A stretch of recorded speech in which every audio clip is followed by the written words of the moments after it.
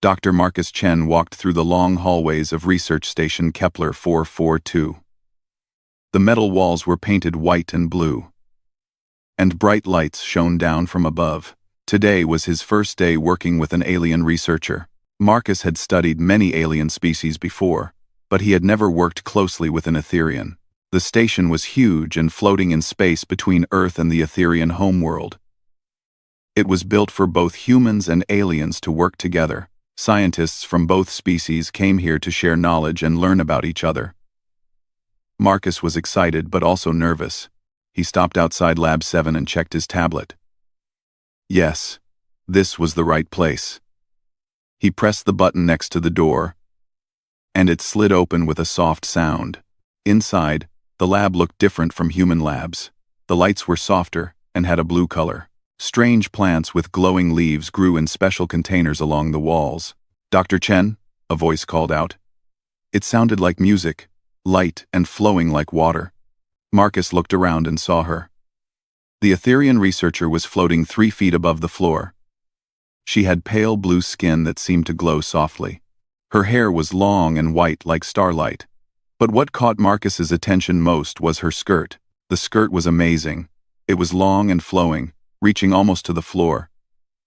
The fabric seemed alive, with patterns of light moving through it like tiny stars. Blues and greens and purples swirled in gentle waves.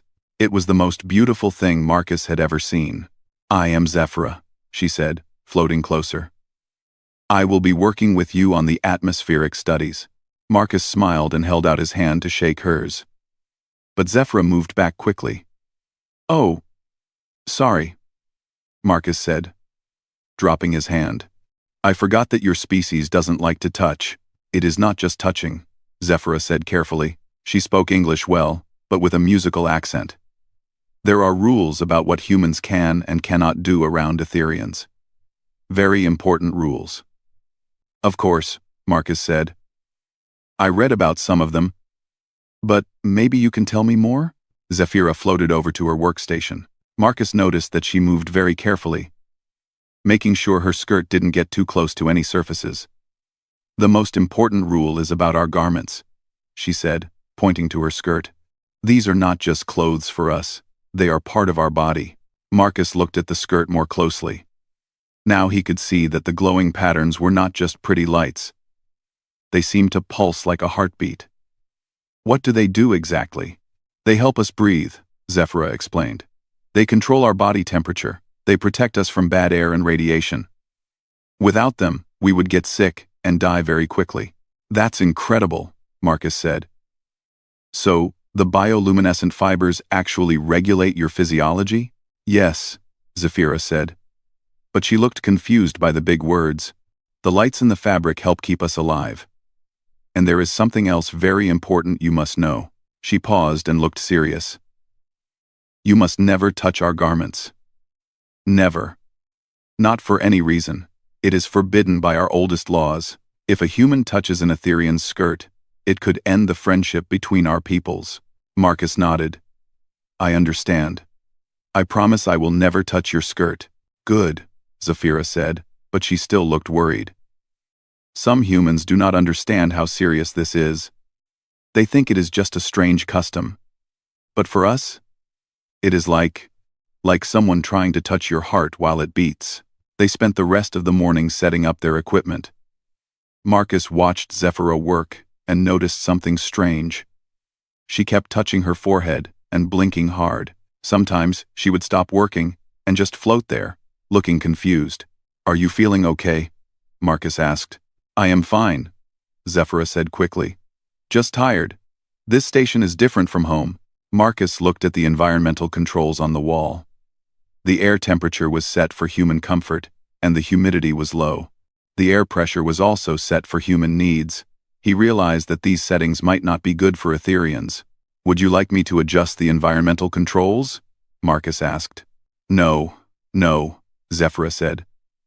"We must not change things for just one person. The station is set up for humans. We, Etherians, must adapt." But Marcus could see that she was not adapting well. Her skirt's lights seemed dimmer than when she first came in. The beautiful patterns moved more slowly. And Zephyra herself looked tired. They worked together on collecting air samples from different parts of the station. Marcus used human tools, while Zephyra had special Etherian devices that glowed and hummed softly. They were trying to study how different species affected the air quality on the station. "Your equipment is very advanced," Marcus said as he watched Zephyra's scanner work. "Thank you," she said. "We have been studying atmospheres for many thousands of years. We must be very careful about air quality, because we are so sensitive." As the day went on, Marcus noticed that Zephyra seemed to get more and more uncomfortable. She moved slower, and the lights in her skirt kept getting dimmer. But every time he asked if she was okay, she said she was fine.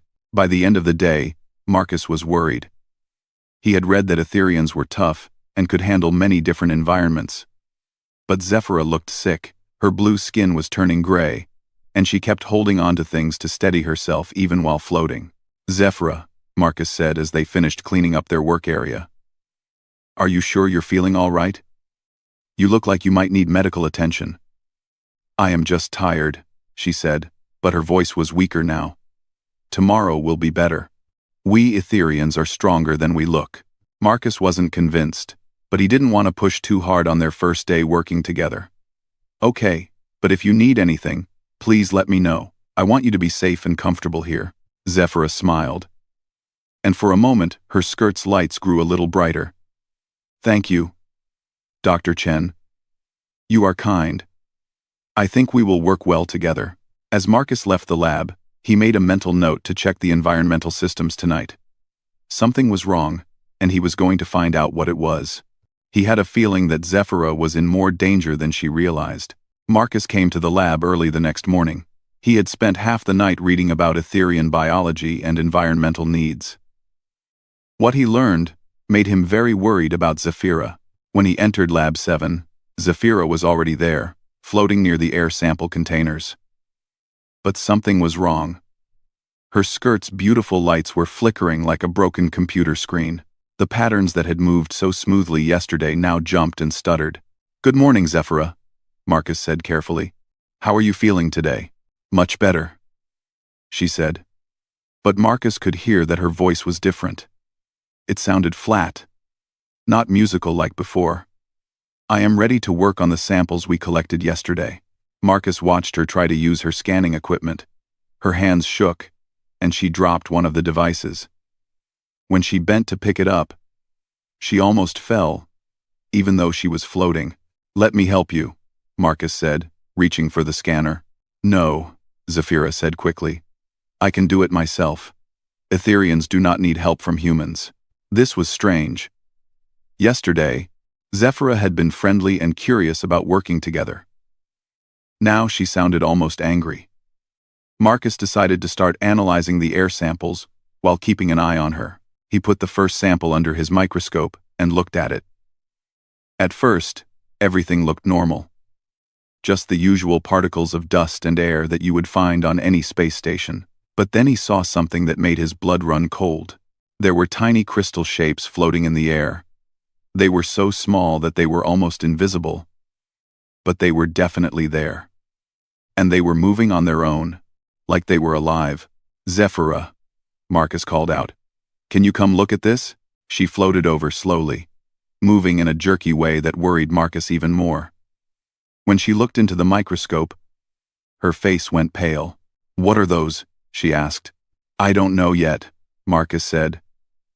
"But they're not supposed to be here. These crystals are in all the air samples we collected yesterday."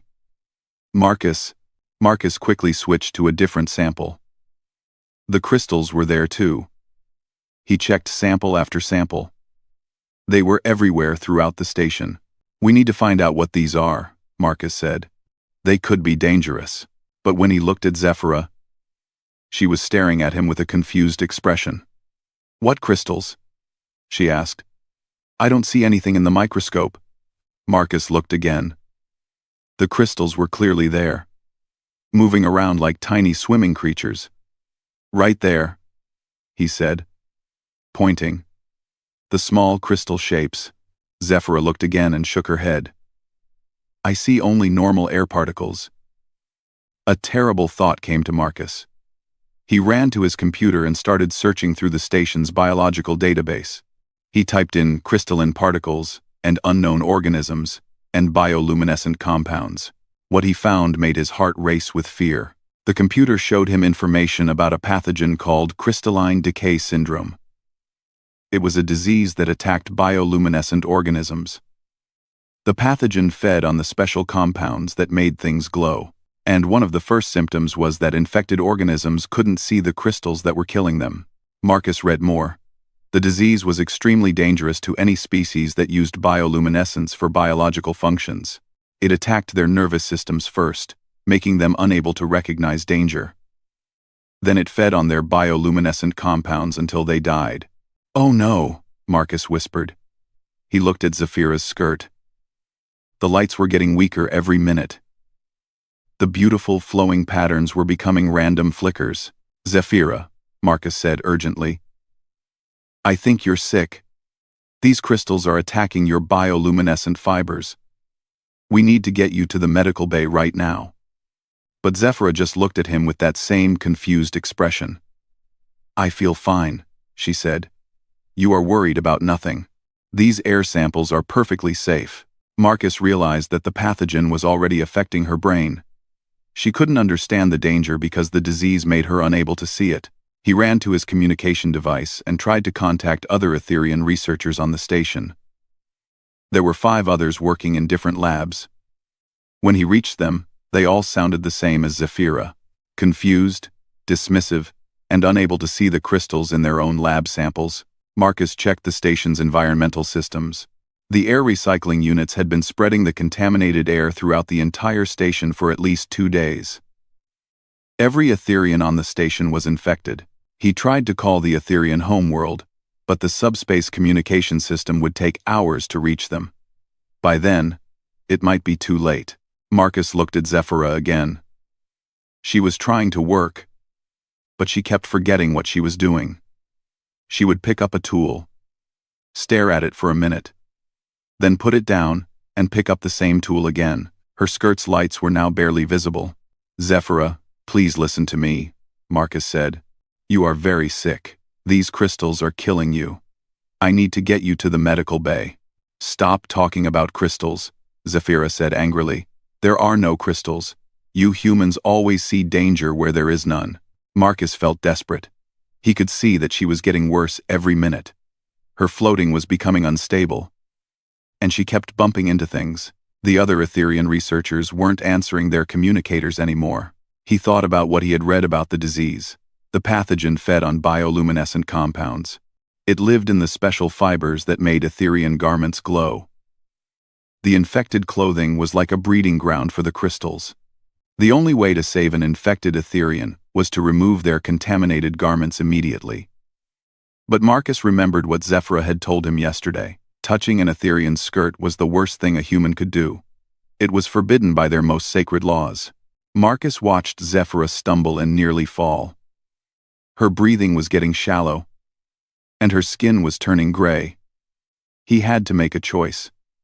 He could follow Etherian law and watch her die, or he could break the most important rule of their culture to save her life. "Please," Marcus said one more time. "Let me help you take off your skirt. It's making you sick." Zephyra looked at him with wide, frightened eyes. Even in her confused state, she understood what he was asking. "No," she whispered. "Please don't grab my skirt. Human. Never touch it. Never." But Marcus could see that she had only minutes left. The decision was in his hands now. Marcus watched Zephyra collapse onto the lab floor. She couldn't float anymore. Her skirt spread around her like a dying flower, its lights flickering weakly like dying stars. The beautiful patterns he had admired yesterday were now ugly. Twisted shapes that pulsed with a sickly green color. "Zephyra." Marcus knelt beside her, but didn't touch her. Even now, he remembered her warnings about Etherian customs. Her eyes opened slowly. They were no longer bright blue but had turned a dull gray color. "Please," she whispered, her voice barely audible. "Please don't grab my skirt, human." It would dishonor my family, my people, forever. Marcus felt his heart breaking. Even while she was dying, Zephyra was more worried about her culture's rules than her own life. This was exactly what the disease did. It made victims unable to see the danger, unable to save themselves. Marcus grabbed his communicator and tried one more time to reach the Etherian Council on their home world. But the transmission would take 6 hours to get there, and 6 hours for a response. Zephyra didn't have 6 minutes, let alone 6 hours. He tried calling the other human crew members on the station. "Medical emergency in Lab 7. He said into his communicator. "I need help immediately." Dr. Sarah Kim, the station's head doctor, responded first. "What kind of emergency?" "Marcus, crystalline decay syndrome," Marcus said quickly. "All the Etherians on the station are infected.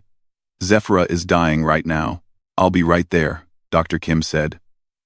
"But Marcus, you know I can't treat Etherian patients without permission from their government. The diplomatic protocols are very clear." Marcus looked down at Zephyra.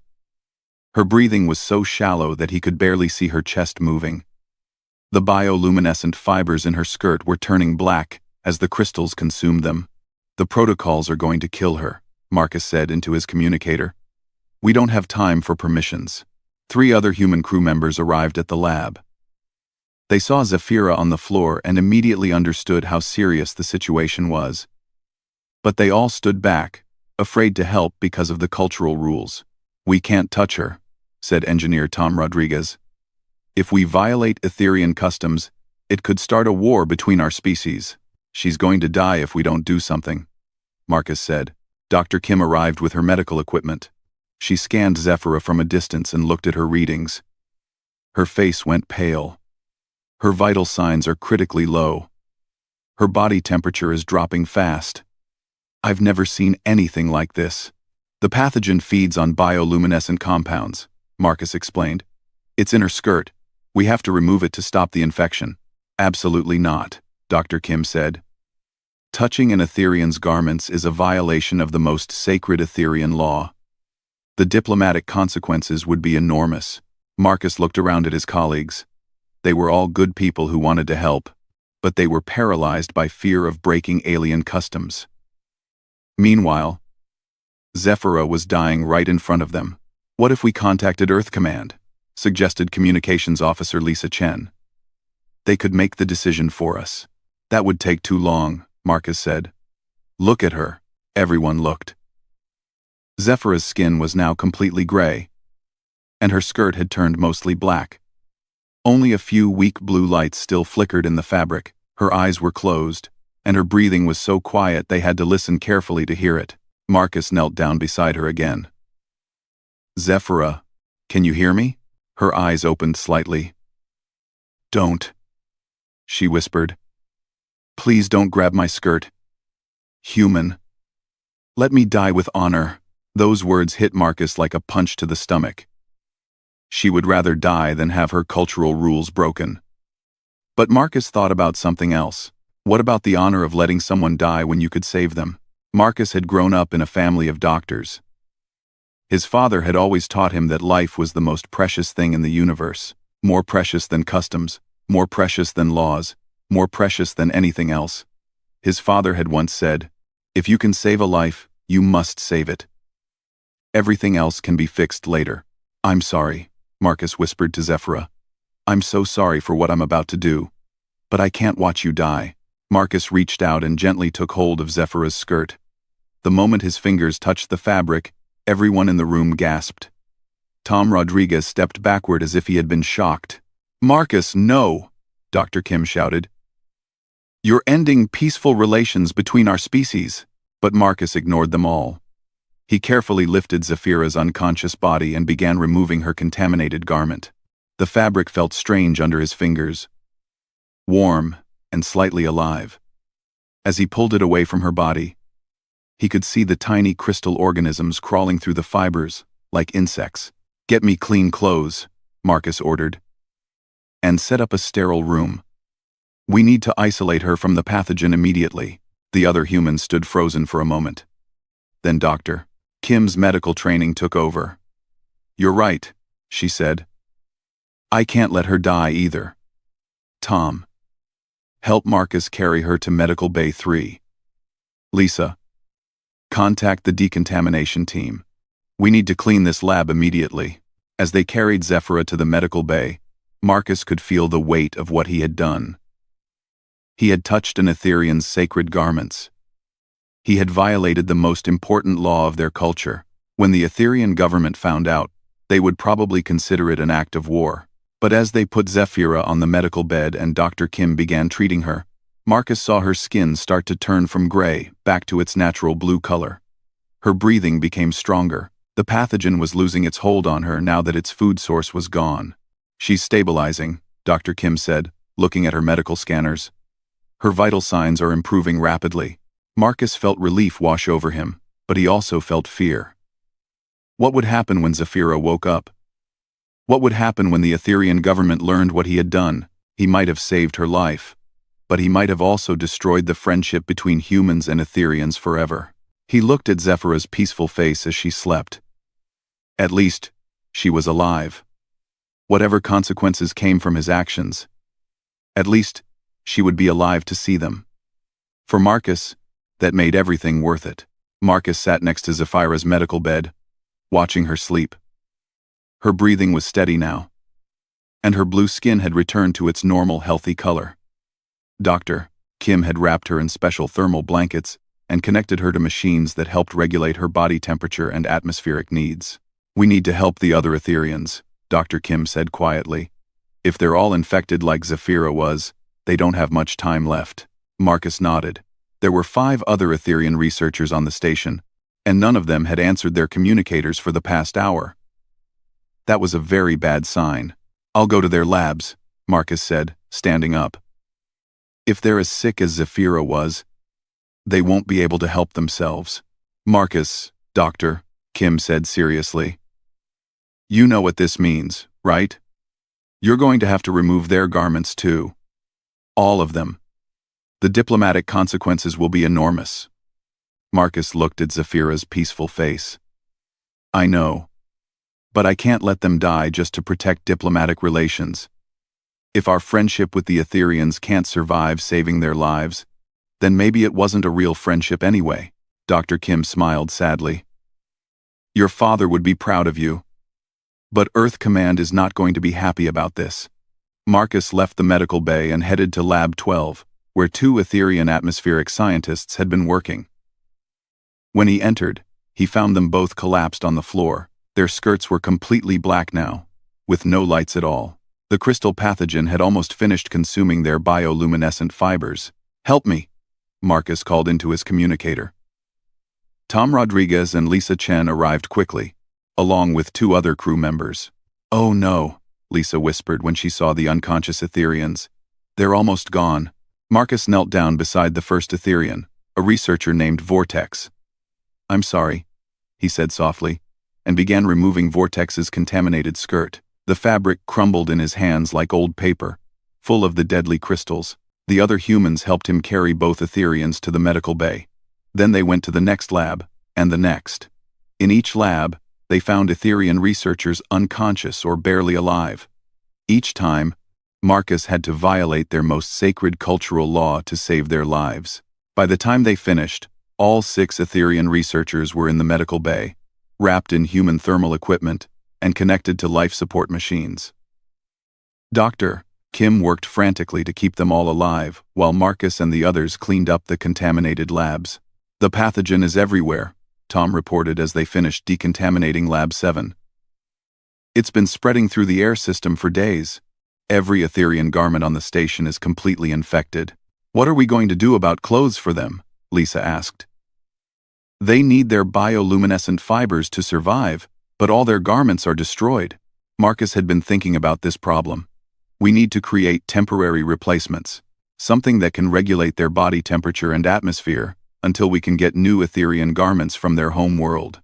Dr. Kim looked up from her medical equipment. "That's impossible, Marcus. We don't have bioluminescent technology. We don't even understand how it works." "Maybe we don't need real bioluminescence," Marcus said. Maybe we just need something that does the same job. Marcus gathered all the station's engineers and scientists in the main conference room. He explained the situation and asked for ideas. At first, everyone was silent. The problem seemed impossible. Then Engineer Rodriguez had an idea. What if we use thermal regulation suits, combined with portable atmospheric processors? We have emergency equipment that astronauts use during spacewalks. That could work for temperature and atmosphere, said Dr. Kim. But what about the bioluminescent patterns? The Etherians use those for communication and emotional expression. Lisa Chen, who worked with computer systems, raised her hand. I might have a solution for that. We have fiber optic cables that can carry light patterns. If we weave them into fabric, we could create artificial bioluminescent patterns. But how would we control the patterns? Asked Tom. Simple computer programs, Lisa said. We could analyze Etherian communication patterns and create software that responds to their emotional states and biological needs. Marcus felt hope growing in his chest. How long would it take to build something like this? The engineers looked at each other. Working together, with emergency priority. Maybe 12 hours, Tom said. But it won't be as good as real Etherian garments. It doesn't have to be perfect, Marcus said. It just has to keep them alive until we can contact their government and get proper replacements. The entire human crew worked through the night. They took apart emergency spacesuits and rewove them with fiber optic cables. They programmed computers to control light patterns. They tested thermal regulation systems and atmospheric processors. Dr. Kim monitored the Etherian patients while everyone else worked. They're stable for now, she reported. But their body temperatures are starting to drop again. We need those temporary garments soon. By morning, they had created 6 makeshift bioluminescent garments. They looked nothing like traditional Etherian skirts. Instead, they looked like high-tech vests with flowing fiber optic panels that could display light patterns. But when Dr. Kim tested them, they successfully regulated temperature and atmospheric pressure. The light patterns are crude compared to real bioluminescence, Lisa admitted. But they should be able to communicate basic needs and emotions. Marcus looked at their creations. They were strange, combining human technology with attempts to copy Etherian biology. But they might just work. Dr. Kim carefully dressed each unconscious Etherian in one of the temporary garments. Immediately, their vital signs began to improve. Their body temperatures stabilized, and their breathing became stronger. It's working, Dr. Kim said with relief. They're going to survive. But as Marcus watched the artificial light patterns flowing across the makeshift garments, he wondered what would happen when the Etherians woke up. They would find themselves wearing human-made clothing after having their sacred garments destroyed by human hands. Would they understand that Marcus and his crew had acted to save their lives, or would they see it as the ultimate violation of their culture? Marcus was about to find out. Zephira's eyes were starting to open. Zephira's eyes opened slowly. For a moment, she looked confused, staring at the ceiling of the medical bay. Then she tried to sit up and look down at herself. Her face went completely pale when she saw the strange garment she was wearing. What? What is this? She whispered, touching the fiber optic panels that glowed with soft blue light. Marcus, who had been sitting nearby, came closer to her bed. Zephira, please listen to me. I can explain everything. But Zephira's eyes went wide with horror when she saw him. You, she said, her voice shaking. You touched my sacred garments. You removed them while I was helpless. Yes, Marcus said quietly. I did. Zephira tried to get up from the bed, but she was still weak. Dr. Kim gently pushed her back down. Please rest, Dr. Kim said. You almost died. You need to stay calm. Died? Zephira looked confused. I was just tired. There was nothing wrong with me. Marcus pulled up a chair and sat down beside her bed. Zephira, there was a pathogen in the station's air system. It was feeding on bioluminescent compounds. It was killing you and all the other Etherians. That's impossible, Zephira said. I would have seen such a pathogen. Marcus showed her his tablet with pictures of the crystal organisms. The disease affects your brain first. It makes you unable to see the danger. You couldn't see these crystals, but they were everywhere in your skirt.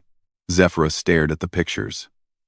Slowly, her expression changed from anger to confusion to understanding. These were in my garments? Yes. Your skirt was completely infected. If I hadn't removed it, you would have died within minutes. Tears began to form in Zephyra's eyes. But you violated our most sacred law. Touching an Etherean's garments is forbidden. It is the worst thing a human can do to our people. I know, Marcus said. And I'm sorry. But I couldn't watch you die. In my culture, saving a life is more important than any law or custom. Zephyra looked around the medical bay and saw the 5 other Etherean researchers in beds nearby. They were all wearing the same strange human-made garments. You saved all of us? My whole crew helped, Marcus said. We destroyed all the infected garments and built temporary replacements. They're not as good as your real clothes, but they'll keep you alive until we can get proper Etherean garments from your home world. Dr. Kim came over with her medical scanner. Zephyra, I need to check your vital signs. You've been unconscious for 18 hours. As Dr. Kim ran her tests, Zephyra stared at the artificial bioluminescent patterns on her temporary garment. These lights. How do they work? Fiber optic technology, Marcus explained. We programmed computers to copy some basic Etherean communication patterns. It's very simple compared to your real bioluminescence. Zephyra touched one of the glowing panels. The lights responded to her touch, changing from blue to green. Despite everything, she smiled slightly. It's clever. Crude, but clever. The other Etherean researchers began waking up one by one. Marcus watched nervously as each of them discovered what had happened. Some were angry, some were confused, and some were grateful. But as Marcus explained the situation to each of them, they gradually understood. Vortex, the atmospheric scientist, was the most upset. You have dishonored us all, he said to Marcus. When our government learns of this, they will demand justice. But Zephyra spoke up. Vortex, Marcus saved our lives. We were dying, and we couldn't even see the danger. That doesn't matter, Vortex replied. He violated our sacred laws, and if he hadn't, we would all be dead, said another Etherean researcher named Lumina. Is following our laws more important than our lives? This started a long discussion among the Etherean researchers. They talked in their musical language while the humans watched nervously. Marcus couldn't understand what they were saying, but he could hear that some were angry while others seemed more understanding. Finally, Zephyra turned back to Marcus. We need to contact our government, she said. They must know what happened here. Marcus's heart sank. He knew that once the Etherean government learned that humans had touched their sacred garments, there would be serious consequences. But he also knew it was the right thing to do. Dr.